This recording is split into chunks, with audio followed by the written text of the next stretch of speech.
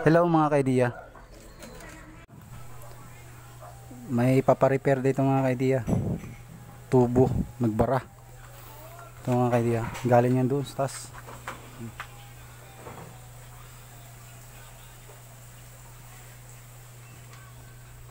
Labahan, galing sa labahan. Ito. Dito kasi yan mga kaidiya yan.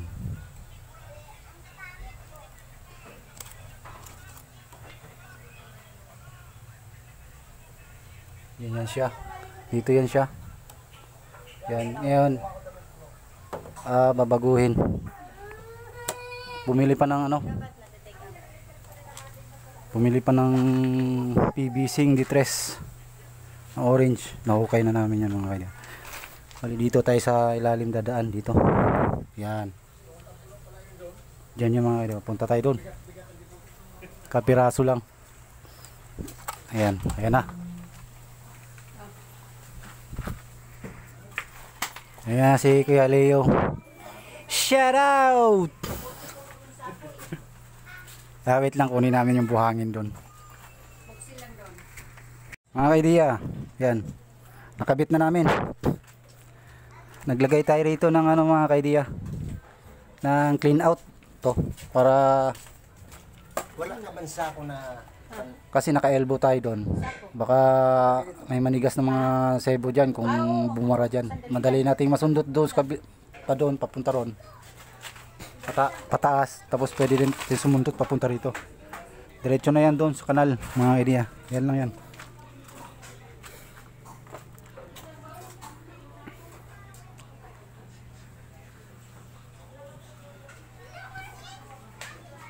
Ganun lang. Dito na tayo dumaan sa ilalim ng tubo kasi delikado tayo rito, baka may matagasan tayo rito. Tagasan tayo, dagdagan pa yung problema natin. Bale yung mga kaibigan, nilagyan natin ng pandikit yan dyan. Yan. Saka ito. Pero dito tayo mga kaibigan, hindi na tayo naglagay ng pandikit dito kasi nasa ilalim naman yan eh. Mamaya may emergency.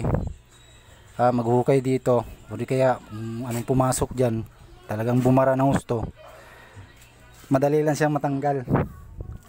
Ganun lang. Nabuhusan na namin mga kaidiya. Yan o. Patuyuin lang namin konti. Tapos nasaan yung ano, yung bubulihin namin. kanina ginlagay doon. Oo, yung ginlagay kahani. Hanggang doon yan mga kaidiya, sa may halaman doon. Kasi lubak-lubak. Inano lang namin. Paklebe yan papunta dito mga kaidiya, dito. Sa may butas. Para yung tubig papunta rito. Tapos ayan na yung clean out natin. Ganun lang mga kaidiya. Bubulihin na lang yan mamaya. Papantayin para yung klebe maganda. So hanggang dito na lang muna. Bye bye.